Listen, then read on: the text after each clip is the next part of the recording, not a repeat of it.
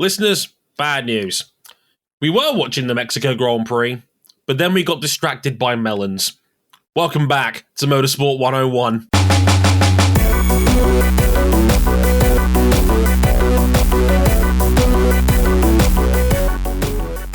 Welcome to episode 407 of Motorsport 101. I'm your friend and neighborhood host, Dre Harrison. And good news, everybody. We survived the Mexico City Grand Prix. We just... Speak for yourself. Barely. Like, we had to resuscitate Cam 3 times. It was a real struggle for him to get there, but he made it through. Like, it's like that meme of the guy I'm a ghost, dude. What do you mean? You know how hard it is to wear headphones as a ghost? That's the ghost of Cam Buckley. Happy Halloween to all those that out there that were celebrating. Hope you stayed safe out there. Us Londoners didn't. We were too busy literally launching fireworks at each other. It's a fun time. That is a true story. Also, we got RJ O'Connell here. How's it going, big man? It's going. I can't believe we're almost to the end of racing season. We're wrapping up a Japanese motorsport season. Congratulations to Moki Nojiri, 2-time back-to-back Super Formula Champion of Japan. Congratulations to Team Mugen, your first team title. And by the time you're listening to this, we'll know who your Super GT Series champions are for 2022 as well. God, that's just going to leave us with Formula One left. Oh, so much dead rubber. So much dead rubber. So much dead rubber. So much. Like, we are almost home. MotoGP and NASCAR finish up this weekend coming up. The decider, as MotoGP are desperately trying to get people emotionally invested in this. They're gonna try. 23-point gap, but they're gonna try. NASCAR, we'll get to them very shortly. Just 2 more F1 races to go. We're almost there. And we'll be too, because despite the best efforts of people within Bolsonaro's inner circle, it looks like they are going to concede the election and that the Sao Paulo Grand Prix is still going to go on as scheduled. So now Jair Bolsonaro can go back to his main passion of contracting strains of COVID. You know how low-hanging that fruit was? It's already on the ground and wasps are eating it. It was the lowest bar, and we found the way to trip over it. That's amazing. Just like Bolsonaro keeps tripping into the hospital with COVID. I know. It's like Bolsonaro. It's the 4th time this week. I know. It just keeps happening. I don't know how. About those stairs, bro. Oh dear. No, we kept the intro relatively tame for 2 main reasons. One, Mexico stunk. Look, we're not going to beat around the bush here. We're honest with you, listeners, okay? Like, Mexico City stunk. It kicked rocks. It was boring. It was... Like, Daniel Ricciardo was, like, the only man who was really trying to make this even semi-interesting. God bless him. He tried. And I don't mean necessarily in a good way. If we had to rate this via sports team right now, it's the Los Angeles Lakers. What? You fucker! Why? Friendly fire, Buckley. Friendly fire. Look. I could have said the Nets. But I don't give comment to anti-Semites. That's things are entirely great fair in Brooklyn. Sorry to interrupt our basketball podcast with motorsport discussion. Yeah, like we're totally not going to be talking about NASCAR in a minute, but yeah, we'll talk about Mexico. We'll talk about Max Verstappen making history in a very unproductive fashion. That'll be fun. We'll and of course, Red Bull can't help but continue to be the main characters. There's a lot to this. Obviously, we got the cost cap punishment, and yet that was somehow only the second most toxic argument over the internet that was waged this week. Somehow. Don't ask me how we got to this point, but we'll try, because, hey, Sky got boycotted. And that's funny, right? Right? Their coverage got better as a result. Yes. Everybody's a winner. Well, given what F1 TV was trying to peddle during the Grand Prix, the bar is resting somewhere between hell and the mantle of the earth. Cam, the mediums are going to fall off any second now. Any second, they're going to fall off. Oh, yeah. Just a minute. 1 minute 22s go burr. Pretty much. So we'll get into all of that shortly. But first, in this extended edition of the intro, we got to talk about Ross Chastain. Oh, we got to talk about Ross Chastain. Let's lay it out. It's Martinsville Speedway. It is the Xfinity 500. It is the second to last race of the season, and it's also the last round of the round 8. Yes, the playoffs are still a thing, in defiance of all good sense, but they're still a thing, and Ross Chastain, with a lap to go, is running in 10th place. He needs to gain 2 places in order to score enough points to advance to the... Yes. Gotta get him. Yeah, he's got to get him. So there's a lap left around a half-a-mile track that takes about 20 seconds to complete, and it's tough to pass here. It's a tight half-mile paperclip-shaped oval with one groove. Now, in most cases, some drivers would accept defeat. Some drivers might just bump one car out of the way, but that's still only one car. Ross Chastain does the coolest shit that I've seen on a racetrack in a while. He just hangs the throttle open, throws his car against the outside wall, and wall rides his way past 5 cars to finish in 5th. Then gains another place after Brad Keselowski was disqualified for failing tech inspection after the race. He gets enough points to secure a place in the championship round at the expense of Denny Hamlin, his arch nemesis for most of the season. Amazing. Now, if you've played any of the old EA NASCAR games on PlayStation 2, GameCube, or Xbox, or if you're a party pooper and you played the PC version where this is illegal, everyone's tried this.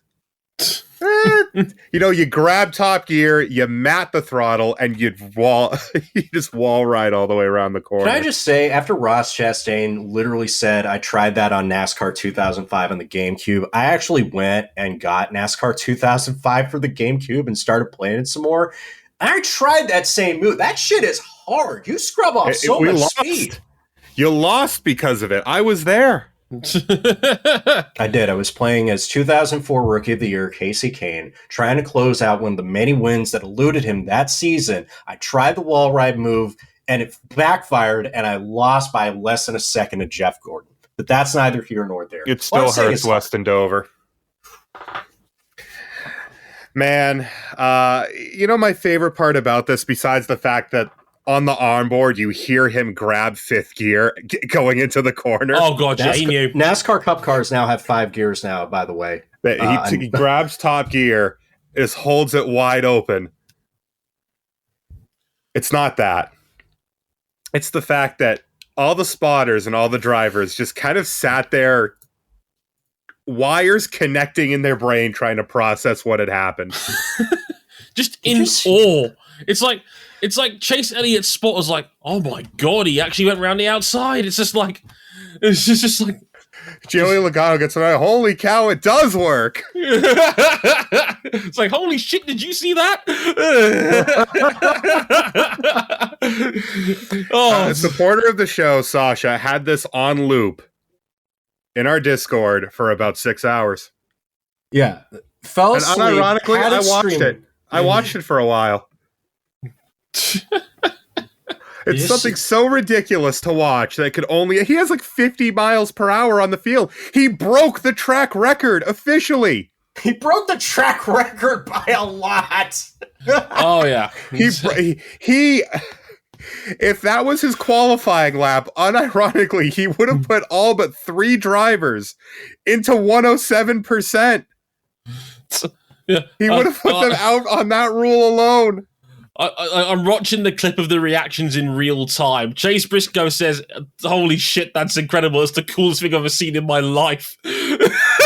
Rick Hendricks said, I think it's the neatest thing I had ever seen until I realized that it knocked us out of the Owners' Championship. I admire the honesty of Rick Hendrick on that one. It's like, that's really cool. Shit. Like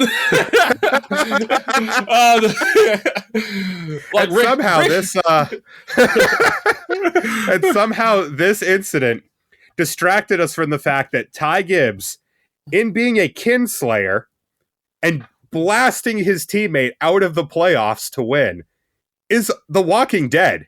He is not going into Phoenix. There's one thing I can guarantee in this world.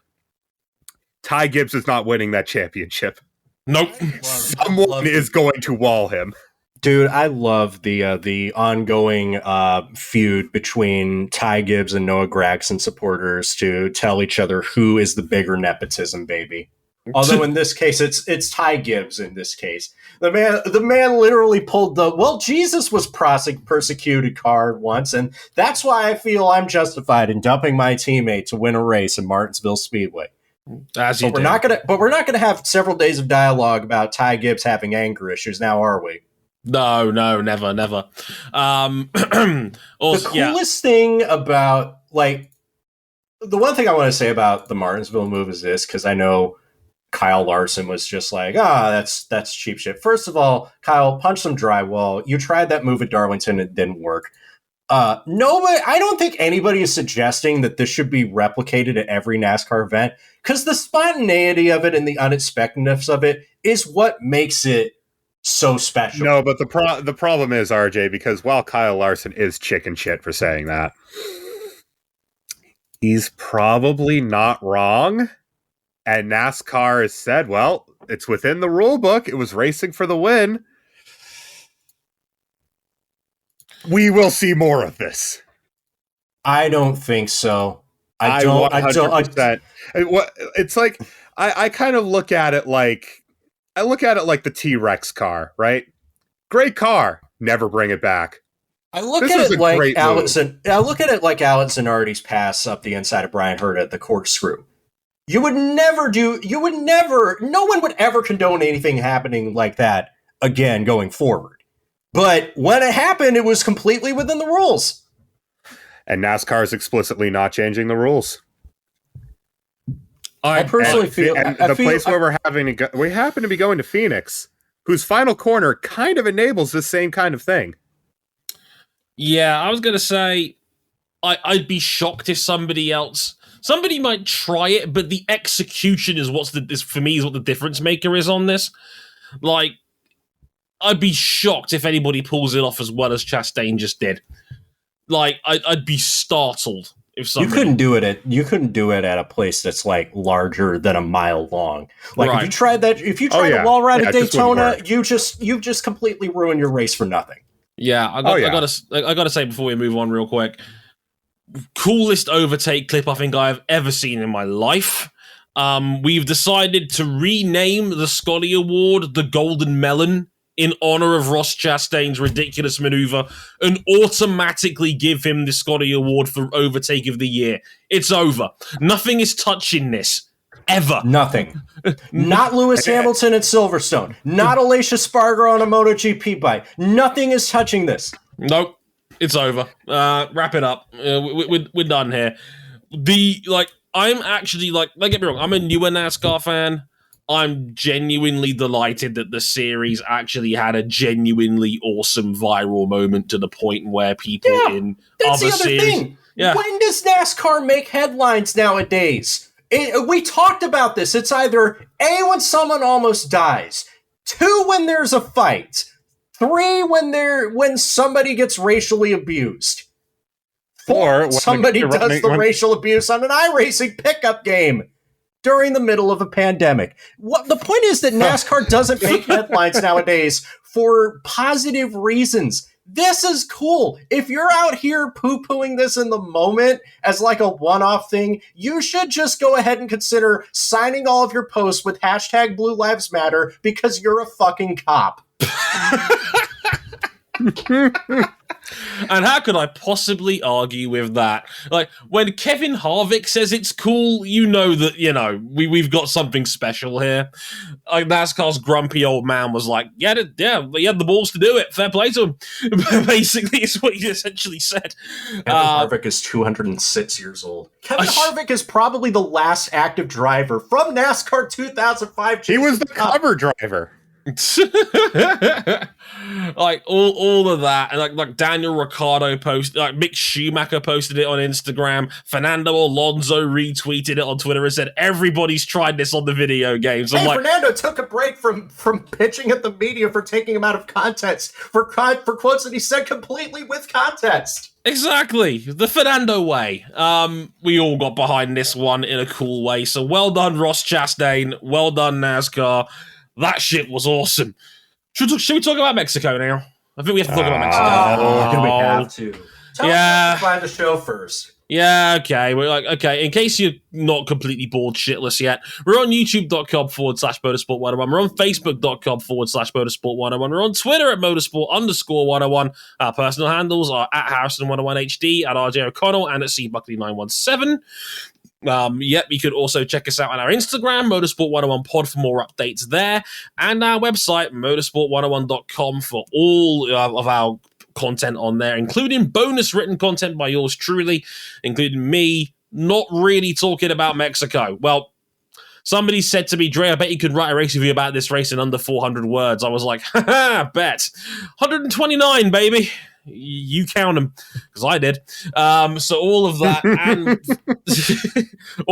and much more on our website, Motorsport 101. And if you really like us, you can back us financially on Patreon, patreon.com/Motorsport 101. $5 gets you early access to all of our shows. You can upgrade to 10 to get live access to listen to these shows live as they're being recorded. Also, shout out to one of our brand new backers. That is Dom Wings. Thanks for subscribing, buddy. Hope you enjoy the show. Let's get into the Mexico City Grand Prix.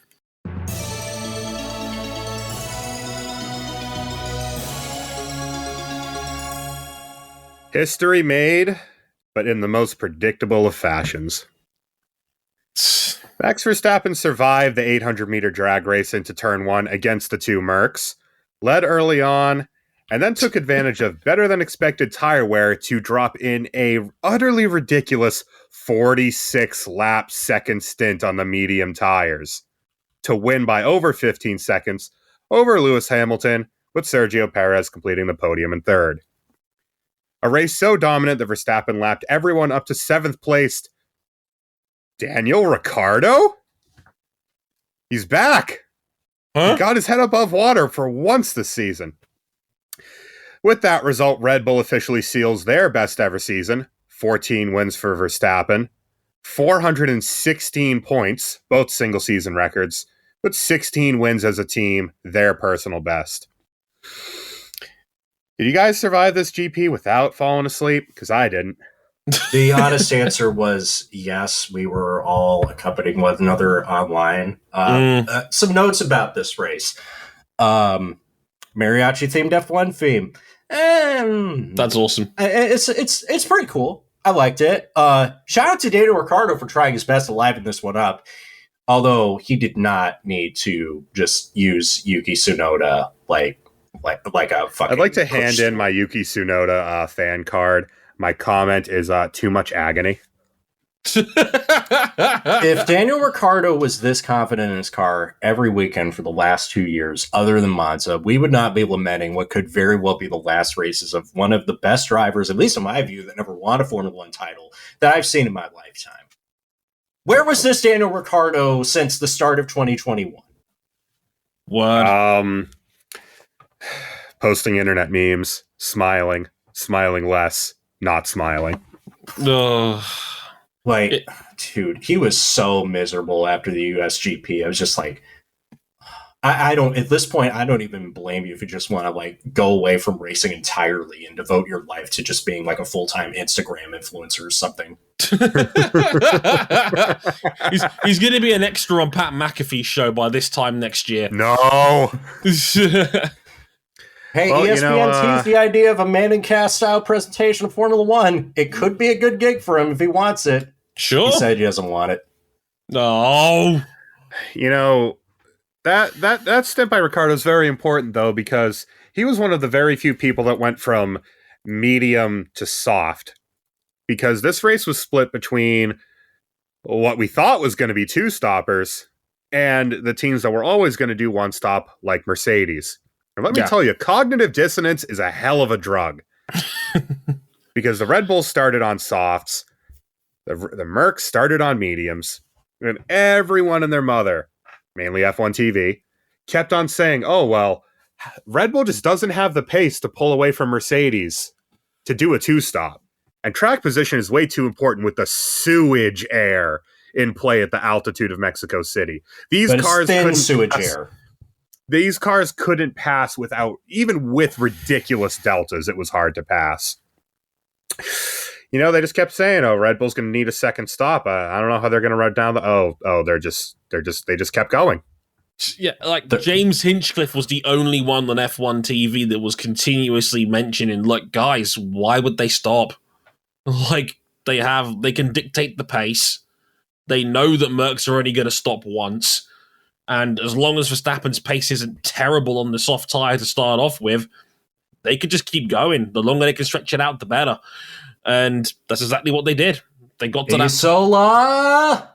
They got to lap 25, changed to mediums, and didn't look back because by the time Mercs were on the hard tyre, we found out very quickly the hard tyre was a brick. Yeah, they had 2 or 3 good laps on it, and then they just couldn't keep it fired up. I mean, Max spent 46 laps pulling the gap to Lewis while also managing the tires so well. Other than a late VSC, he never left the 1 minute 22s. He sold out. He sold out his driving style. He's no longer fun anymore. Yeah, it's... I mean, it's a stint from the gods. We are not joking. Outside of the 2 VSC laps in question, every single lap was in the 122s. Just unbelievable consistency. Just untouchable pace. It was like watching Morgan and Lorenzo. That was the comparison I was about to make. It looked like prime Lorenzo, just metronomic. And on a weekend where Mercedes actually were pretty good in this extraordinarily high altitude, they're not punished by the drag that normally befalls their car, where they just have no speed in a straight line. They were fine in a straight line, albeit on the lower end of the spectrum, but they had enough lap time to challenge for pole position. Good job, Russell, on that final sector. Good job. It was so close at the top of. It was right up until the point where Max put 3/10 on the field because Russell botched his final lap. Yeah, Max was the only person who improved on his final run. But there was just nothing that they could do because the hard just couldn't stay fired up on either. And they had extended the first stint a little bit with George, and George was asking, hey, the tires feel good. Let's extend so we can put softs on. Mercedes didn't roll the dice. If you're Mercs, knowing Ferrari was a dead Honce in this race... we'll get to them in a minute. In a minute, yeah. If you're Mercs, knowing that Ferrari was a dead Honce and had no pace, what the hell have you got to lose? You've just seen Max Verstappen do 25 laps on a soft tyre. Why not? I don't understand. Mercs have got this strange knack of being ultra conservative when they've actually got to win a race on strategy. And it's like they're still not used to the fact that they can no longer just flip a switch and go run the field over. Yeah, because they used to make what would be perceived as boneheaded strategic calls on strategy, but they were so fast that it just didn't matter. They basically did the same strategy in 2019. The difference was that they could generate so much lap time it basically didn't matter. And then once they got track position, there was nothing that Ferrari could do about them. Ferrari did Pirelli just expect more tire drop off than there actually was? They said the top of the range for the medium was 35 laps. Max went 46 with basically no drop off in pace. Yep. Isola! I'm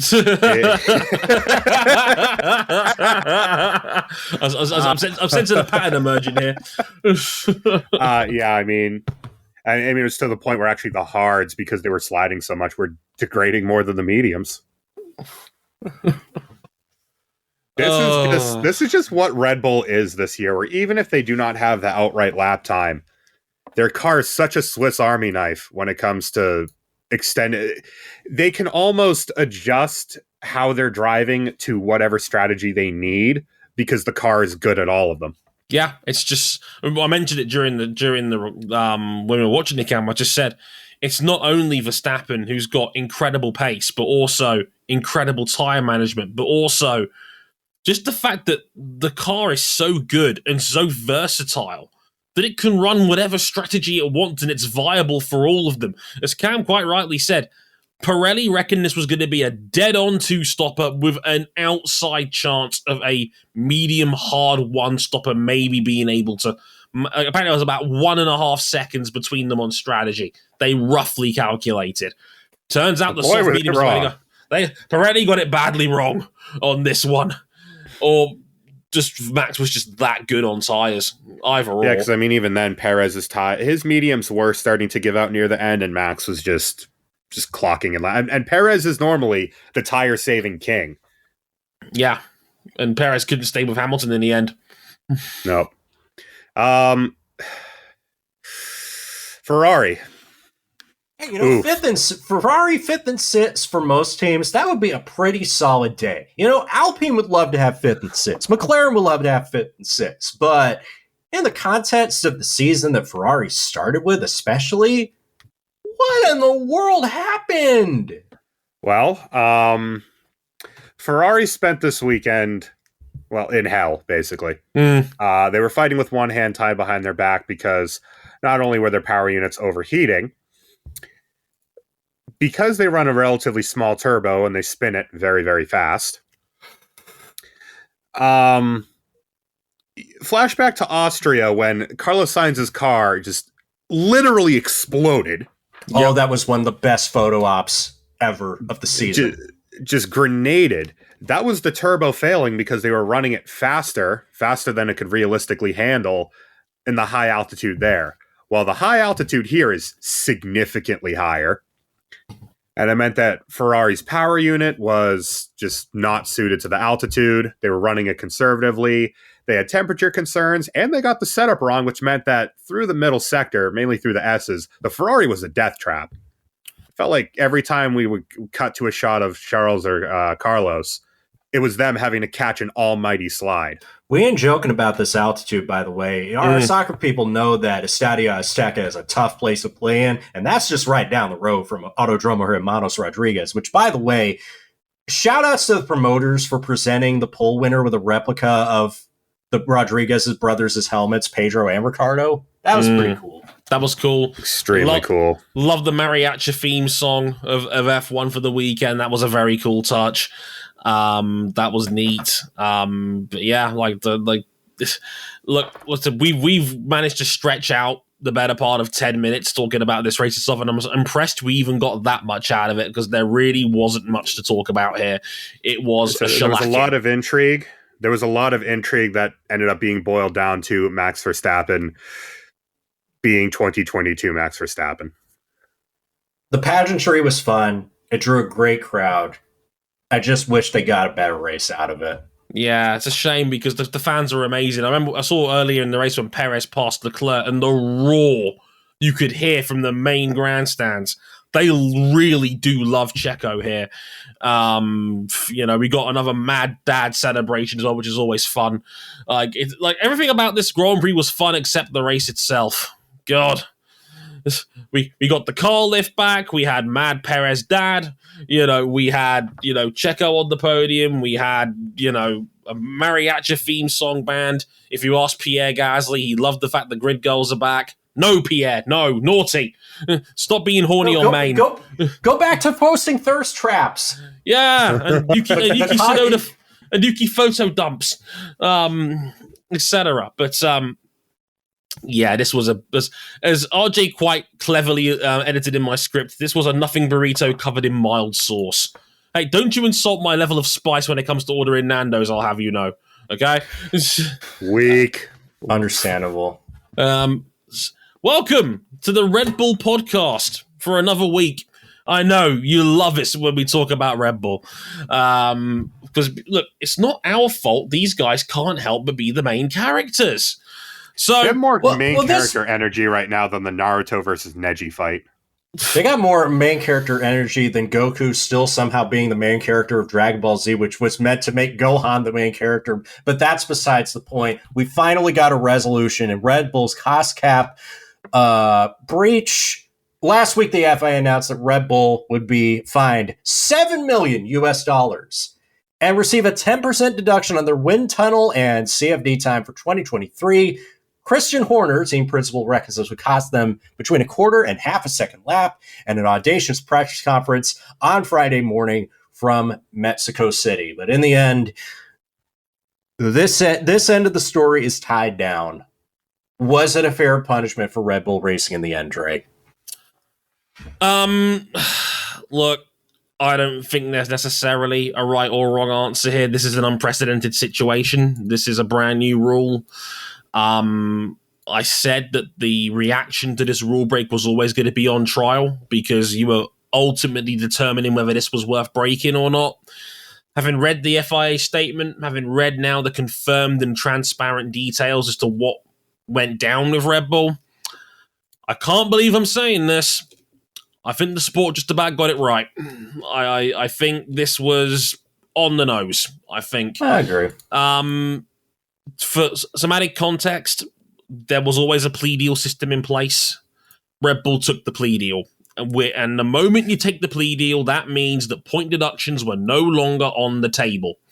So, yeah. I mean, basically, overall, in the context, Red Bull was about $500,000 US over. Yeah. They didn't apply their tax rebate properly. Big F's in the chat there. Yep. They shouldn't have ordered the extra dip with that number 6. I know, like the number 9 large really took him over the top.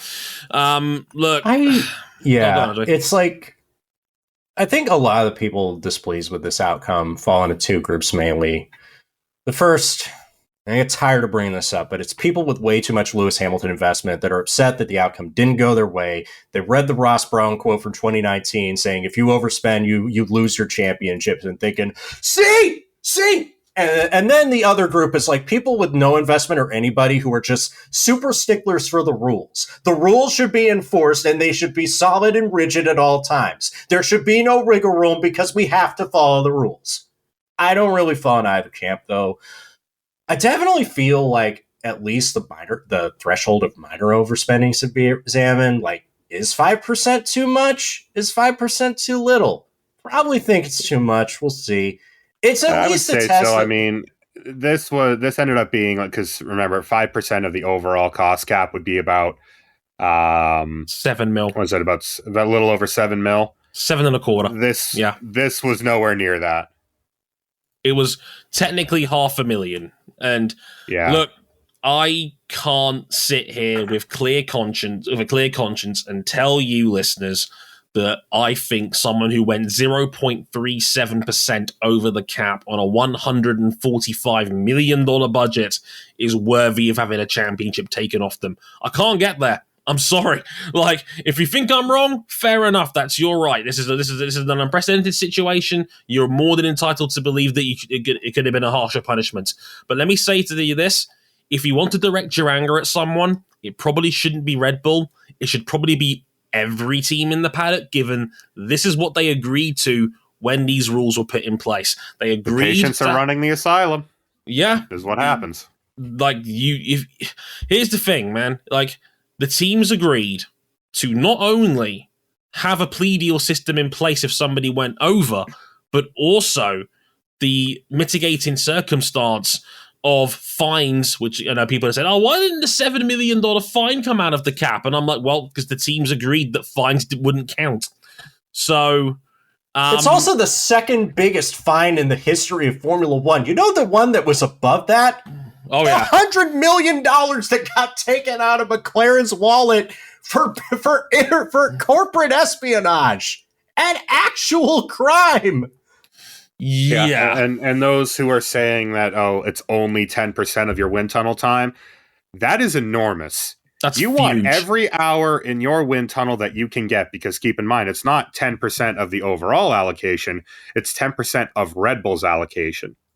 So they're going to be down to about 63% of the overall value. Yeah.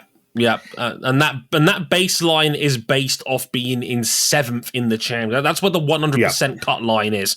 Red Bull will walk it into the next season on 70% because you're on 30% less by default if you win the championship. So out of that 70, they lose another 10%. So rough math tells me they're at 63% of their allocation compared to the baseline. And I think that's about 20% less than Mercedes are probably going to end up with. That is significant. Mercedes are currently on pace to be at about 80% of the overall allocation. That is a significant difference. That's a huge difference in wind tunnel time. Like, we cannot stress this enough. That's a few dozen hours in wind tunnel time. Yeah. When generally it'd be about the general median is around 250 hours. Red Bull's going to be a bit below that. Every hour counts in the wind tunnel.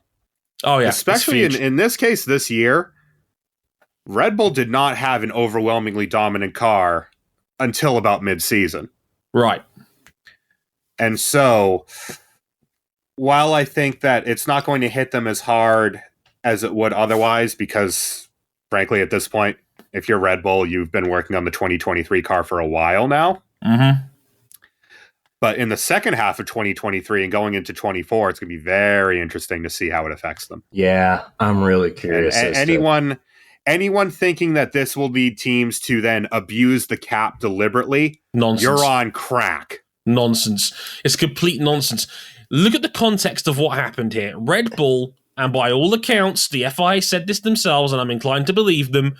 They said that Red Bull acted in good faith. There was no accusation or anything to suggest they had done this on purpose or any influence they tried to game the system. It was misunderstandings. Because Dre, if we know with the reports that the FIA actually went out of their way. We joked for quite a while about how long these reports were taking. Yeah, these were very detailed, and they explicitly broke down each and every area in which Red Bull and Aston Martin, let's not forget, over. I know it's not on the set list, but we need to talk about the fact. No. They went over on desks and chairs. What a phenomenal sport we invest ourselves in. Amazing.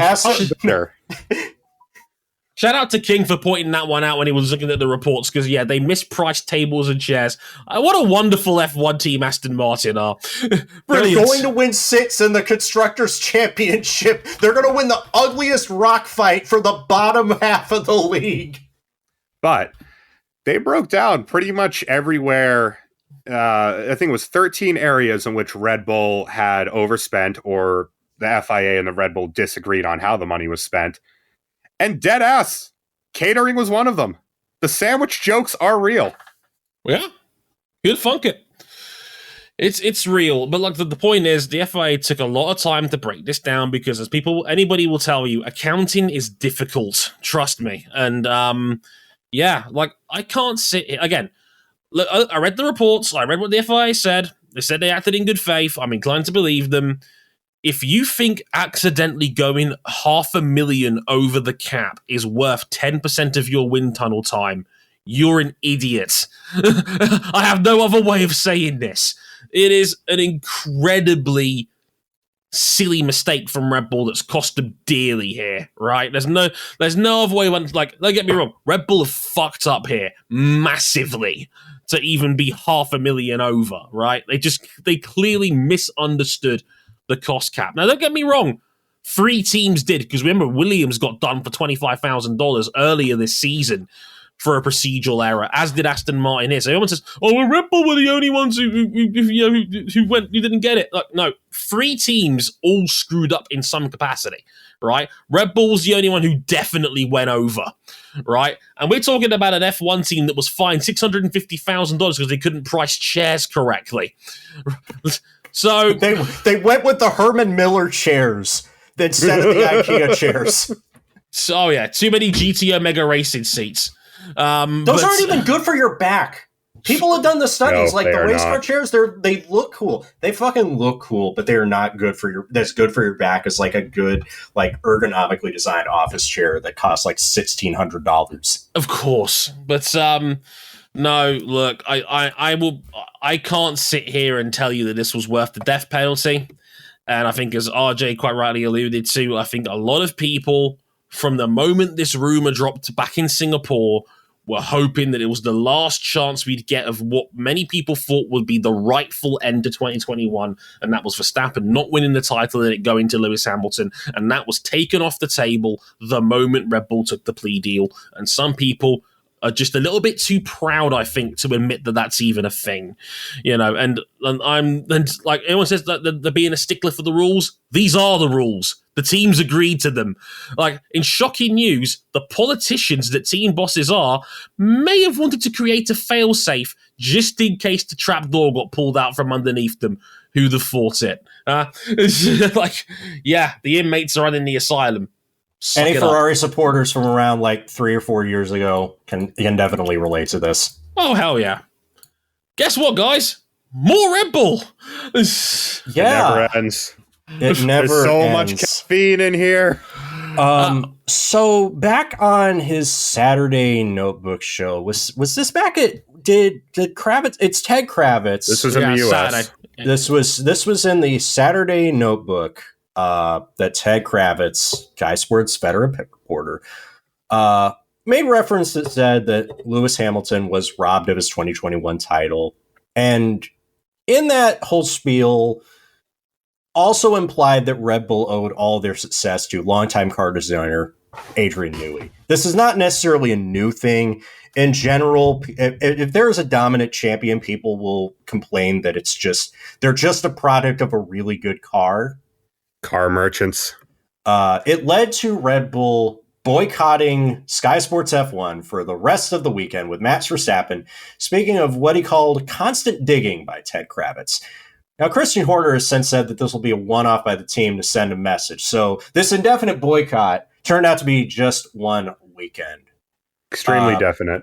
I've got some thoughts on this. Dre, where do you sit on this? Was it right? Was it wrong? Keep in mind, we are just coming off of in MotoGP land where veteran rider Matt Oxley was basically given the cold shoulder by Ducati for calling them out on their bullshit. Yeah, see, this is a tough one. I think this is a tough one because I think we as an audience have a very strange relationship with the media, i.e., we love the media, we love the information they give us, and we love the entertainment they provide for us, right up until they say something you don't like. And then it all turns very nasty very quickly. I think, generally speaking, Ted Kravitz was always going to win this fight, first and foremost. Like, Ted Kravitz is awkward, he bumbles around, he doesn't take himself too seriously, and us as audience members clearly love him. He's been doing this for 25 years now. Yeah. He debuted He generally comes across as a pretty nice dude. Yeah, he's a good guy. I've never heard a bad story said about Kravitz ever. And he's he debuted for ITV in 1997. Like, that's how long ago that Kravitz has been doing this, which is to which I say Kravitz knew exactly what he was doing here. He's been in the game for 25 years. He's seen the discussions on social media. He knows what's going on about Formula One and how the dialogue regarding this sport is discussed. He was poking a bear. He knew he was poking a bear. But we're praising him for it because a lot of us low-key agree with what Kravitz had to say. And that's what I don't like about this. I don't like the fact that he used narratives that we have shit on before from a great height. Now, let me get one thing clear here, right?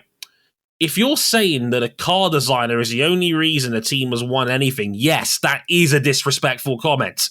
Red Bull has got over 1,000 people working for them. They all come together to make their team a success. Yes, we care more emotionally about the drivers than most, because I've always said we'll always be more captivated by human stories than we do about engineering.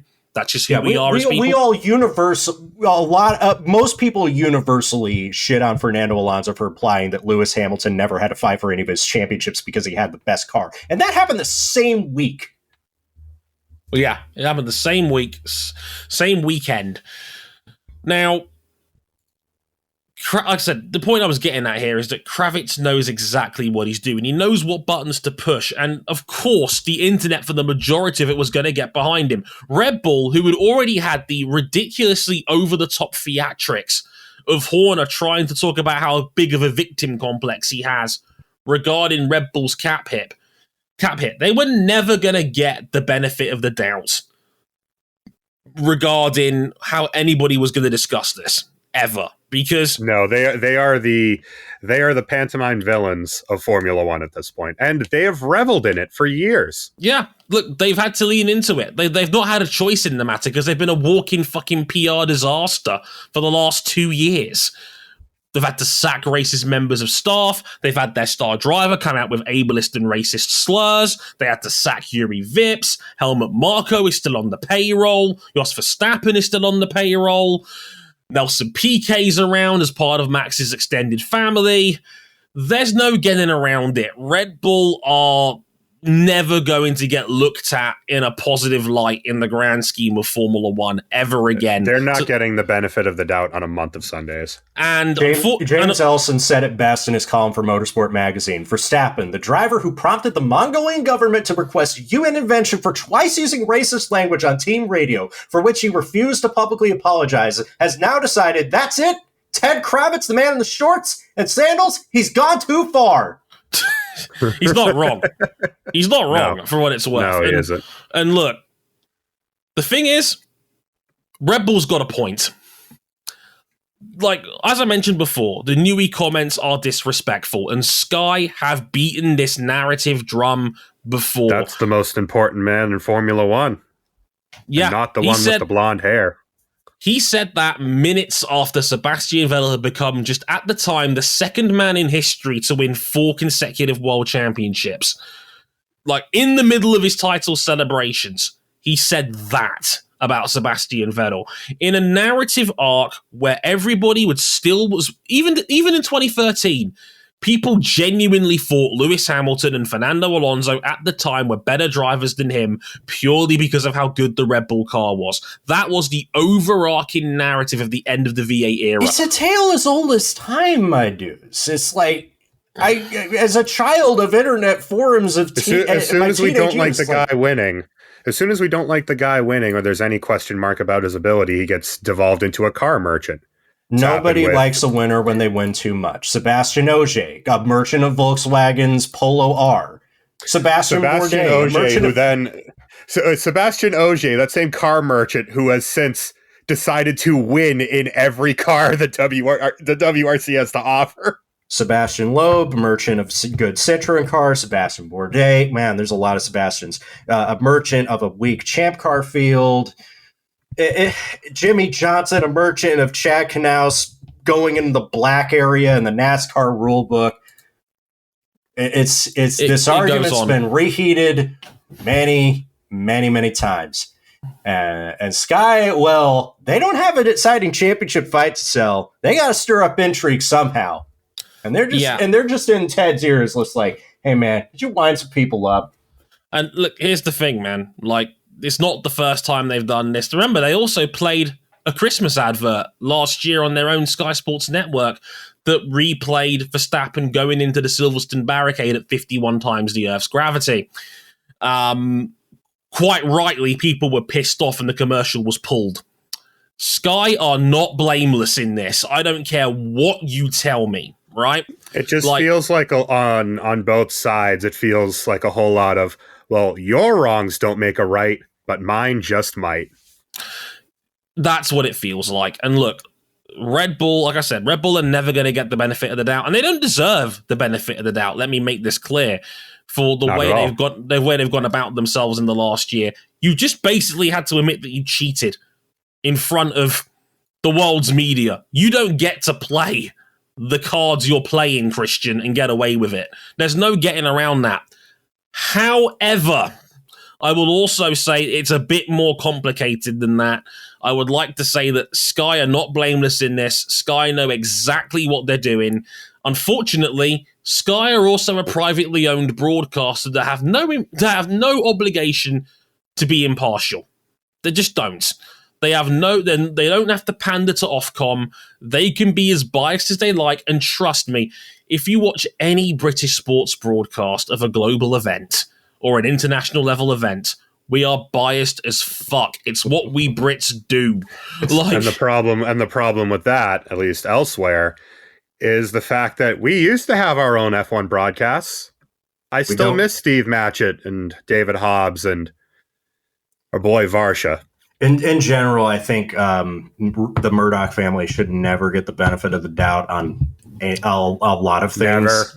Never, ever. They're as bad as each other, quite frankly. But here we are. But it means that globally, because Sky does the world feed, we all have to deal with it. Yeah, there's no getting around it. They like in their eyes, Cam, you're collateral damage for being American and tuning in. Tough shit, buddy. And unfortunately, that's how we Brits are. If it's the Olympics, it'll be Dina Asher-Smith, it'll be Adam Peaty. If it's the Winter Olympics, it'll be Elise Christie that gets all the hype in the world. We've got a World Cup starting in 2 weeks' time, football-wise. And it'll be England, it's coming home, etc., all over again, just like we had last year. Our family, our extended family of Brits and Americans, going to tear each other apart on Black Friday. Oh, baby. We might have to make this a fucking charity scream. So, oh, no.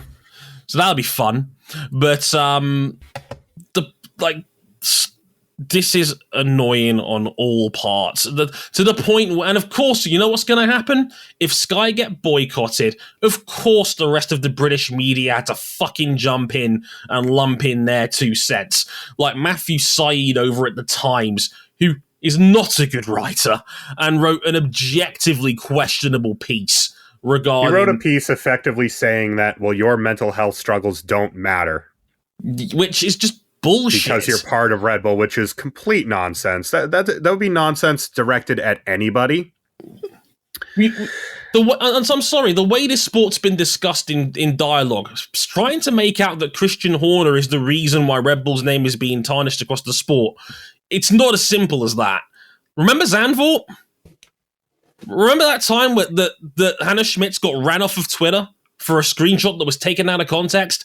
That Lewis Hamilton's fan club had to post an apology and then delete the apology because LH's hardcore fans thought they were not like, that's not me. That wasn't me talking about that.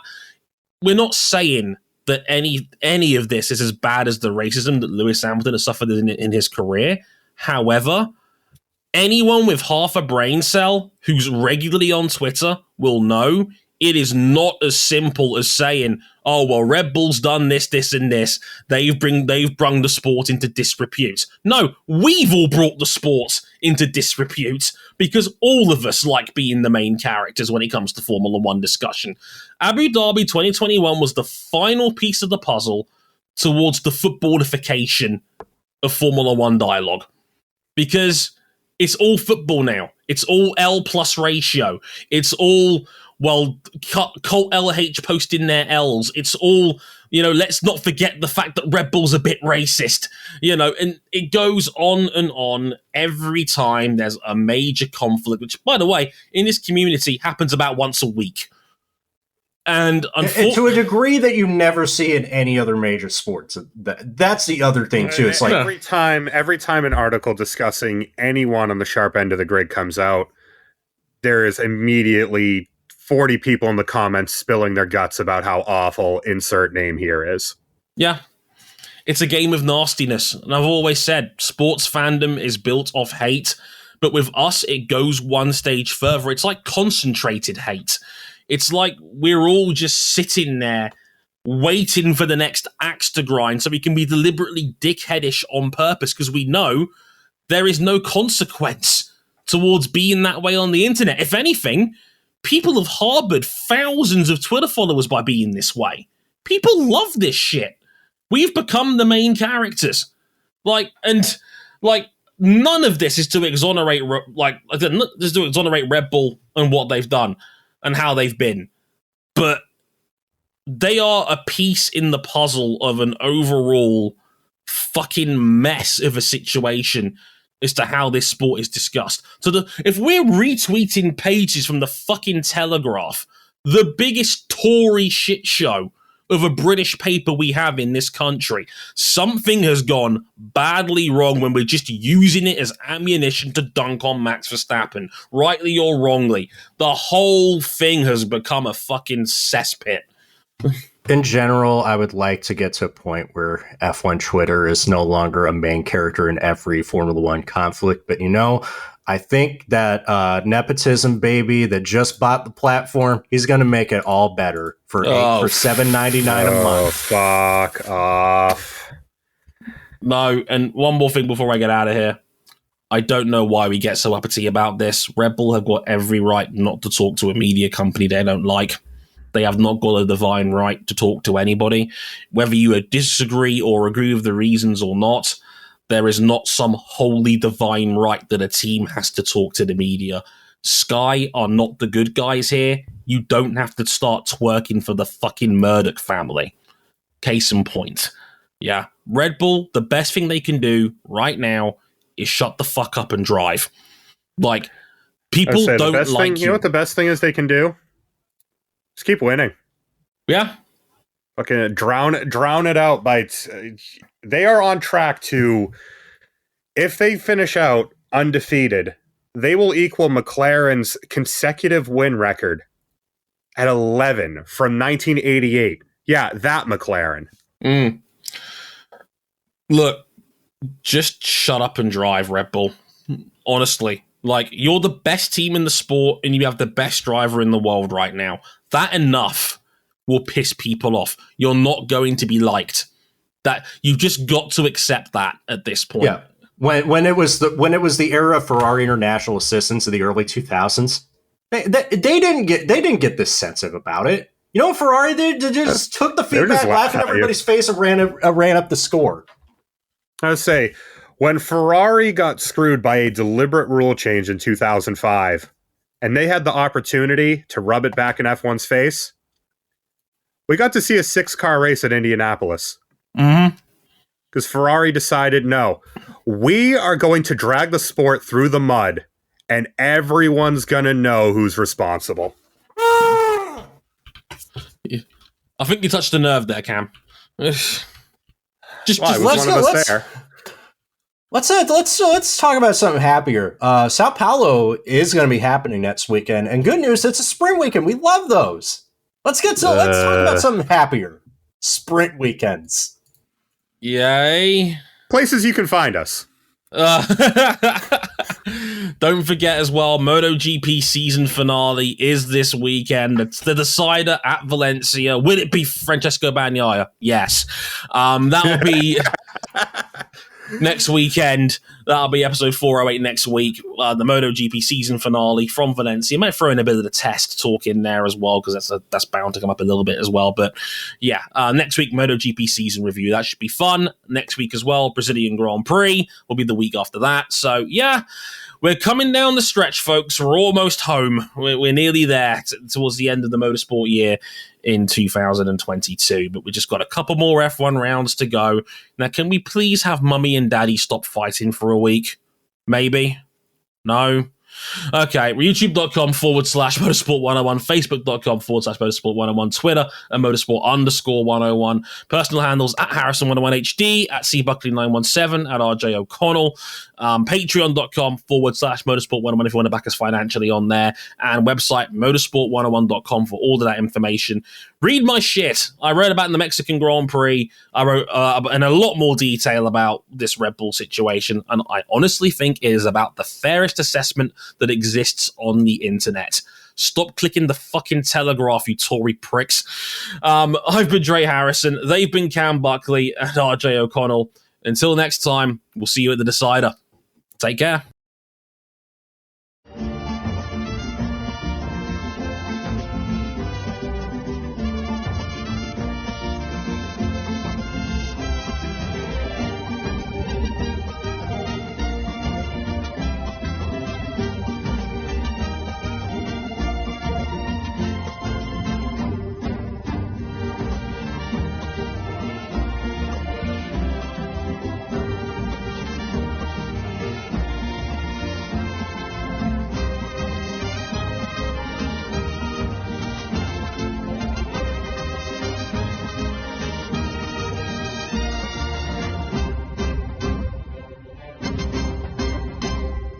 I've already bought my Hail Melon shirt.